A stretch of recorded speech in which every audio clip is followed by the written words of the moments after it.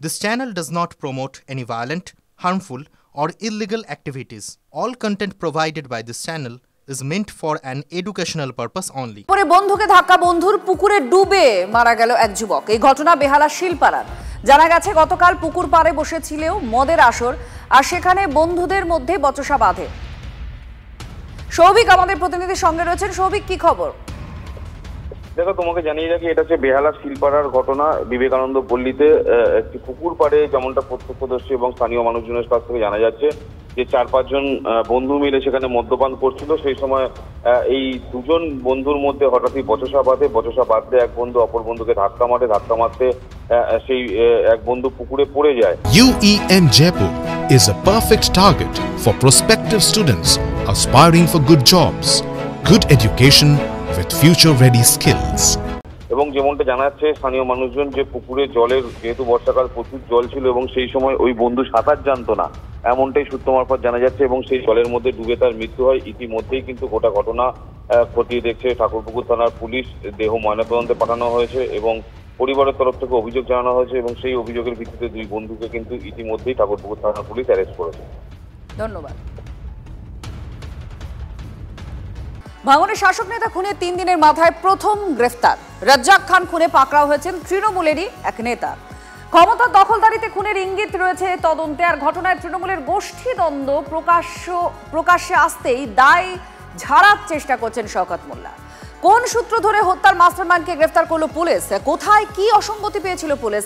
TV9 বাংলার exclusive report. ভাঙড়ের তৃণমূল নেতা রাজ্জাক খান খুনে 2 দিন পর ব্রেক থ্রু পুলিশের। গ্রেফতার এলাকার দাপুটে তৃণমূল কংগ্রেস নেতা মুফাজ্জল মোল্লা। ভাড়াটে খুঁড়ি লাগিয়ে হত্যা।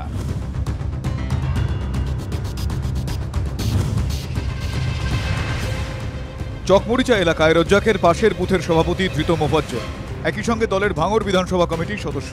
খুনের পরেও ঘটনাস্থলে বিধায়ক শওকত মোল্লার পেছনে দেখা গিয়েছিল এই মুফাজ্জলকে। যদিও এই নিয়ে দায় ঝেড়ে মুফাজ্জল দলের পদাধিকারী নন বলে দাবি করেছেন ভাঙড়ের তৃণমূল পর্যবেক্ষক। তৃণমূলের কোনো গোষ্ঠীতন্ত্রের কোনো বিষয় এখানে নেই। এখানে আইএসএফ এর মদতপুষ্ট হয়ে আজকে যে বা যারা খুন করেছে তারা কখনো দলের লোক হতে পারে না।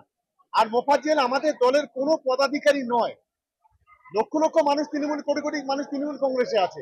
তৃণমূল কংগ্রেসের ঘাড়ে দোষ চাপিয়ে লাভ। কি করতো আপনার স্বামী?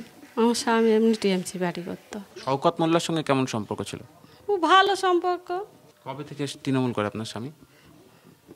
আগে গোড়াই টিএমসি করে। তার ঘনিষ্ঠ রাজ্জাক খান খুনের পরই আইএসএফ এর দিকে আঙুল তুলেছিলেন শওকত মোল্লা। যদিও ভাঙড়ের আইএসএফ বিধায়ক প্রথম থেকেই শাসক কোন দলেই খুন বলে দাবি করেছেন। তৃণমূল নেতা মুফাজ্জল গ্রেফতার হতেই সুর চড়িয়েছেন নওশাদ সিদ্দিকী।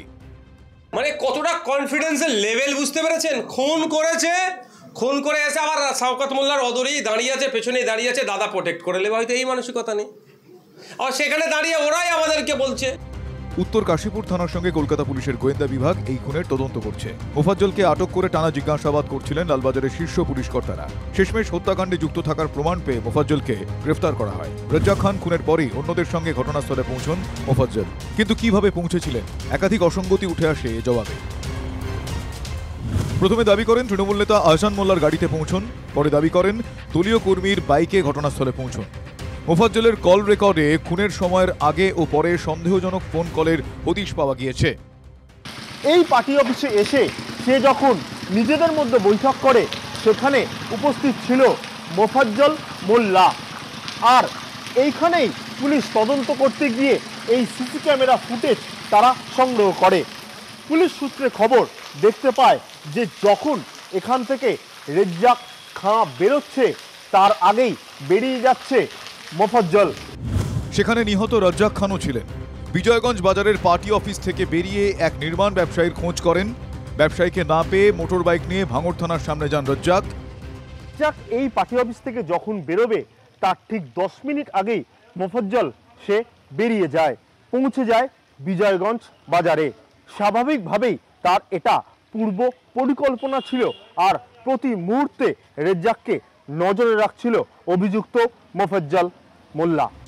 তিনি থানা থেকে বাড়ি যাওয়ার 10 মিনিট আগে ওই এলাকা ছাড়েন মুফাজ্জল। যখন রাজ্জাক ভাঙড় পার্টি অফিস থেকে এই রাস্তা ধরে বাড়ি যাওয়ার পরিকল্পনা করেছে, তখন মুফাজ্জল বিজয়গঞ্জ বাজারে ফোনে দুষ্কৃতীদের নির্দেশ দিচ্ছে। যখন বাইক এসে এখানে থামে রেজ্জাকের, তখনই ঠিক তার উল্টো দিকে একেবারে ঘন জঙ্গলের মধ্যে গা ঢাকা দিয়ে থাকা দুষ্কৃতীরা মুখ ঢাকা অবস্থায় তাকে গুলি করে। আর রেজ্জাক যখন মাটিতে লুটিয়ে যায়, তখনই এই রাস্তা ধরে একেবারে গ্রামের দিকে পালিয়ে যায় দুষ্কৃতীরা। ভাড়াটে খুনি দিয়ে ভাঙড়ের তৃণমূল নেতাকে খুন। ক্যানিং এলাকার দুষ্কৃতীদের এই হত্যাকাণ্ডে যোগ থাকতে পারে বলে অনুমান। তাদের দ্রুত চিহ্নিত করার চেষ্টা চালাচ্ছেন তদন্তকারীরা। সত্যজিৎ মণ্ডল, সুশোভন ভট্টাচার্যর রিপোর্ট, TV9 বাংলা। আর ফের খুন হয়েছেন আরও এক শাসক নেতা। বীরভূমে একেবারে পয়েন্ট ব্ল্যাঙ্ক রেঞ্জ থেকে গুলি করে খুন করা হয়েছে লাভপুরের শ্রীনিধিপুরের তৃণমূলের অঞ্চল সভাপতিকে। বাড়ি থেকে ডেকে নিয়ে গিয়ে খুন করা হয়েছে বলে অভিযোগ করছে তার পরিবার। আর এই ঘটনায় 2 মহিলা সহ এক যুবককে আটক করেছে পুলিশ। ভাঙড় ইংরেজবাজারের পর সাঁইথিয়া। 3 দিনে রাজ্যে খুন 3 তৃণমূল নেতা। লাভপুর বিধানসভার শ্রীনিধিপুর গ্রামের তৃণমূলের অঞ্চল সভাপতিকে গুলি করে খুন।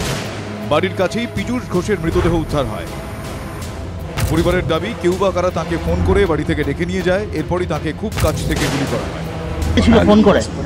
ফোন করে ডেকেছে রাত 2টোর সময় কেউ ফোন করেছিল, যা এসেছিল গুলিতে বুঝতে পারে যে আমাকে মারবে, পেছন দিক থেকে গুলি করে দিয়েছিল, কপাল থেকে ফুটে বেরিয়েছে, ওইখানেই মারা গেছে। নিহতের স্ত্রীর অভিযোগ, এর আগে একাধিকবার অঞ্চল সভাপতির পদ ছাড়তে তার স্বামীকে চাপ দেওয়া হচ্ছিল।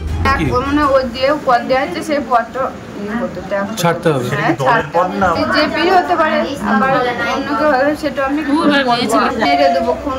কতদিন আগে এটা? সাবধান হ, 1 বছর আগে পার্টির তোকে খুন করা হয়েছে। তাদের আমরা শাস্তি চাই, শাস্তি দিতেই হবে তাদেরকে নিয়ে। ও কি অপরাধ করেছে? তার কোলে একটা বাচ্চা, 1 বছরের বাচ্চা। বিজেপির দাবি, বখরার লড়াইয়েই প্রাণ গিয়েছে তৃণমূল নেতা। এটা পুরোটাই টাকার ভাগাভাগি নিয়ে সমস্যা, এবং আমি চোখ বন্ধ করে এখান থেকে আমি ভবিষ্যৎবাণী করতে পারি যে এর যদি সঠিক তদন্ত হয় এবং যারা অপরাধী তারা ধরা পড়ে, প্রত্যেকেই তৃণমূল কংগ্রেস বা তৃণমূল কংগ্রেস আশ্রিত দুষ্কৃতী ধরা পড়ে। তো চক্রান্ত করে খুনটা হয়েছে, এই চক্রান্তটা কারা করলো এটা তদন্তের বিষয়, এবং চক্রান্ত না করলে সে হঠাৎ করে রাত্রিবেলাতে বাড়ি থেকে বেরিয়ে গেল কেন? খুনের নেপথ্যে রাজনৈতিক কারণ নাকি অন্য কিছু, তদন্ত শুরু করেছে পুলিশ। সব মিলিয়ে রাজনৈতিক তাপানতা যে আরও বাড়বে এই খুনকে কেন্দ্র করে সেটা বলাই বাহুল্য। ক্যামেরায় বিক্রমের সাথে হিমাদ্রি, TV9 বাংলা।